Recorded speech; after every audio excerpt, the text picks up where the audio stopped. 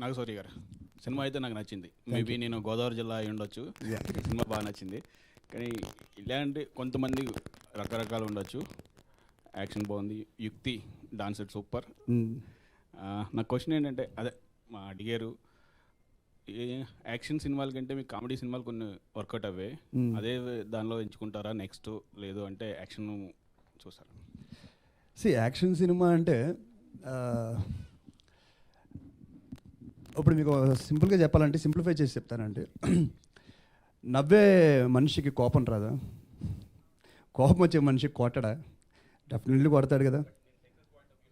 Success point of view ఏం లేదండి. So మాస్కి try చేసినప్పుడు సినిమా మొత్తం నచ్చలా చాలామందికి.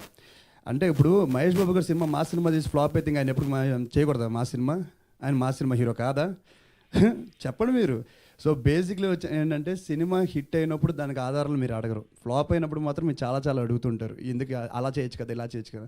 మళ్ళీ అదే హీరో అదే ఫార్మేట్ రిపీట్ చేస్తుంటే సేమ్ రిపీట్లోకి వెళ్తున్నారు, మళ్ళీ మీరే రాస్తారు. మరి ఏంటండి ఇది? డెఫినెట్లీ అండి, నా సినిమా అందరికీ నచ్చాలి. ఆటో తోలే వాళ్ళకి, రిక్షా తోలే వాళ్ళకి, కాలేజ్కి వెళ్ళే వాళ్ళకి, ప్రొఫెసర్కి, ఇంట్లో కూర్చున్న మదర్కి, ఫాదర్కి, గ్రాండ్ మదర్కి, అందరికి నచ్చే సినిమాలు నేను తీస్తాను. ఒక ఇంటికి వెళ్తే చిన్నపిల్లల నుంచి ముసలి వరకు అందరికీ నేను తెలియాలి. ఒక్కరికి మాత్రం తెలిస్తే సినిమా హీరో కాదు. అదే సార్, ఒక్క 1 minute. సో ఇప్పుడే మన రంగబలికి చాలా మంచి విజువల్స్ అందించిన మన డిఓపి గారు వచ్చారు. సో దివాకర్ గారు, ప్లీజ్ వెల్కమ్ ఆన్ స్టేజ్.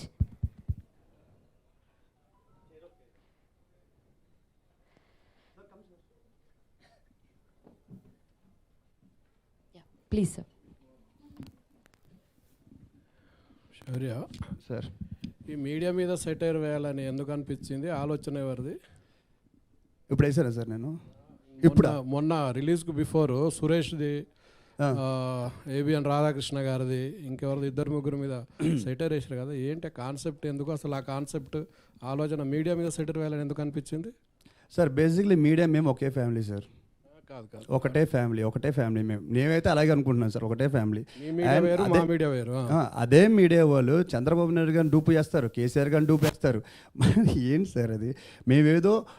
మేమేదో మా సినిమా తీసి దాన్ని ప్రమోట్ చేసుకోవడానికి ఎవరిని హత్య చేయకుండా మీ అందరికీ తెలిసిన క్యారెక్టర్స్ని ఒక హీరో ఇంటర్వ్యూకి వెళ్తే ఎలా ఉంటుంది అనే చేసాం తప్ప మిగతాలకి ఎక్కడ చేయలేదు, చేయాలని కూడా ఎప్పుడు అనుకోలేదు. కానీ అందులో 2 మనోభావాలు దెబ్బతినాయని మీరే చెప్పినట్టున్నారు. మేము అనుకునేదే చేయలేదు సార్, అనుకునేదే ఏమీ చేయలేదు.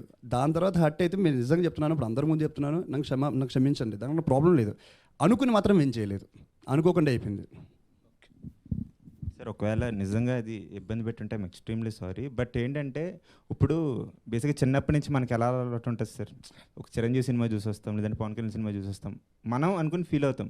ఇప్పుడు మేము ఎవరినైతే అది తీసుకున్నామో మేము చాలా పాజిటివ్గా వాళ్ళ మీద అభిమానంతో చేసిన ప్రయత్నమే తప్ప అది హర్ట్ చేయాలనే ప్రయత్నం కాదు సార్.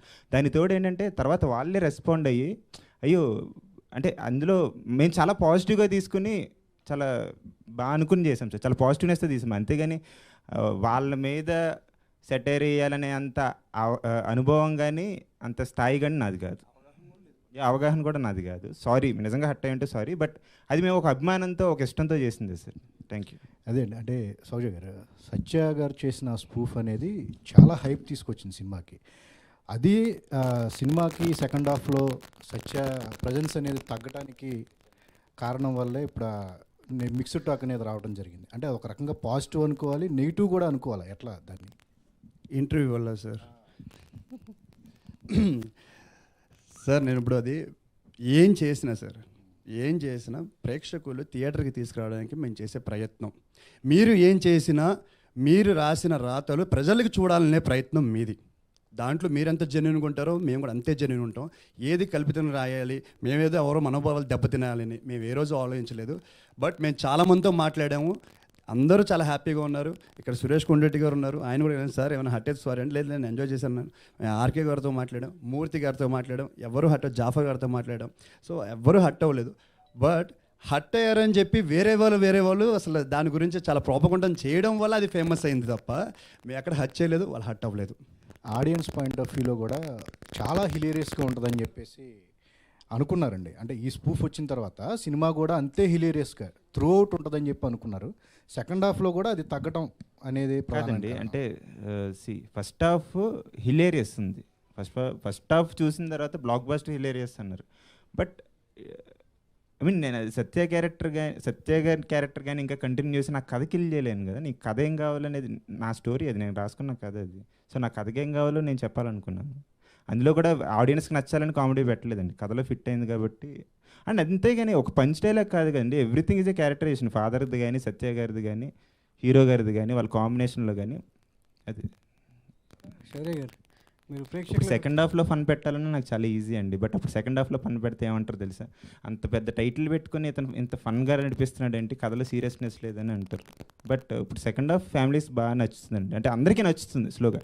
సెకండ్ హాఫ్ కొంచెం ఇదిగా ఉండడానికి కారణం ఏంటంటే ఫస్ట్ హాఫ్ హిలారియస్గా పండడం. శౌర్య గారు, మీరు ఆడియన్స్కి సరైన టాబ్లెట్ ఇవ్వలేకపోయారు. వాళ్ళు అడిగింది ఒకటి, మీరు ఫస్ట్ హాఫ్ వరకే ఇచ్చారు. సెకండ్ హాఫ్ అంటే ఫస్ట్ డే వేసుకుంటే తగ్గిపోతే సెకండ్ డే కంటిన్యూ ఉన్నట్టే ఉంది. మళ్ళీ డాక్టర్ దగ్గర రావాల్సిన పరిస్థితి ఆడియన్స్కి వచ్చింది.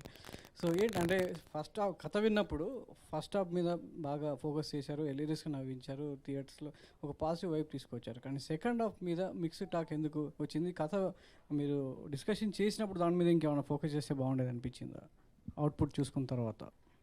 నేను చెప్పినా సార్, మా డైరెక్టర్ చెప్పండి. మీరు ఒక మాట అన్నారు, అంటే నా దగ్గర నుంచి ప్రేక్షకులు కోరికింది ఫస్ట్ హాఫ్ ఉంది, సెకండ్ హాఫ్ లేదు అని చెప్పి. నిజంగా ప్రేక్షకులు మీరు చెప్పండి, నన్ను వచ్చైతే ఎవరు అడగలేదు నాకు ఇది కావాలి ఇది కావాలి ఇది కావాలి అని చెప్పి. నిజంగా చెప్పండి, పోనీ నేనేం చేస్తే మీకు నచ్చుద్దో చెప్పండి, నేను అదే చేసి చూపిస్తాను. అది మీకే నచ్చదు, ఎందుకంటే నేను ఎప్పుడు నేను సర్ప్రైజ్ చేయాలి. ప్రేక్షకునే వాళ్ళు ఎప్పుడు నేను సర్ప్రైజ్ అయితేనే నచ్చుద్ది. మీకు కావాల్సిన నేను ఇస్తే ఎందుకు సక్సెస్ అవుతానండి? అవ్వలేను. వాళ్ళు సర్ప్రైజ్ చేసేంతవరకు ఇక్కడే ఉంటాను అంతే. రైట్. సార్ హీరోని మహేష్ బాబు చేసుకుంటాను కదా. చిన్నప్పుడు ఈ ఊరు నాది, ఇదంతా చిన్నప్పుడు పుట్టి పెరిగిన ఊరు కదా హీరో. అవునండి. ఆ ఊరు ఆ సర్కిల్కి ఎప్పుడు పేరు వచ్చింది, ఎందుకు వచ్చిందో తెలియదా ఎవరికండి? హీరోకి? చెప్తారు కదా, ఫస్ట్ హాఫ్లోనే చెప్తారు కదా సర్కిల్కి ఎలా పేరు వచ్చిందో. ఎలా చెప్తారు? చెప్తారు, మురళీ శర్మ గారితో చెప్తారు కదా. అది వేరు, ఆయనకి హీరోకి తెలవాలి కదా. పుట్టి పెరిగినోడు అక్కడ, ఇప్పుడు విజయవాడ ఉంది, విజయవాడ పుట్టి పెరిగిన చిన్నప్పుడు మన ఇష్యూస్ అన్నీ తెలుస్తూ ఉంటాయి. అవునండి. కింద పడినా బయట పడినా ఎవడు కొట్టినా తిట్టినా ఆ సర్కిల్కి చాలా సర్కిల్స్ ఉన్నాయి విజయవాడలో. గాంధీ చౌక్ కానీ రకరకాల సర్కిల్, రంగా సర్కిల్. అది కాలేజీ అంతమంది స్టూడెంట్ని ఒక జనాల్ని కంట్రోల్ పోక్ చేసే వ్యక్తికి అది తెలియకుండా చేయడం అనేది కాదు కదా. నాకు అర్థం కాలేదండి క్వశ్చన్. ఫస్ట్ థింగ్ ఏంటంటే హీరోకి సెంటర్గా పేరు ఎలా వచ్చిందని తెలుసు. మురళీ శర్మ గారు అడుగుతారు, ఆ సెంటర్గా పేరు ఎలా వచ్చింది తెలుసు అంటే చాలా ఇంట్రెస్టింగ్ టాపిక్ అండి, మా ఊర్లో ఒకటి చనిపోయాడని చెప్పి క్లియర్ కట్గా తెలుసు కదా. ఎవరు వ్యక్తి అనేది తెలియాలి కదా. అసలు ఆ వ్యక్తికి అలాంటి అనేది ఏంటంటే అంత పుట్టి పెరిగిన ఊర్లో విశేషాలు ఏంటనేది కరెక్ట్గా హీరోకి తెలుసు కదా అన్ని. సమ్ రెడ్డి, వెంకటరెడ్డి అది చెప్పారు కదా. వెంకటరెడ్డి ఎవరండి? రంగారెడ్డి.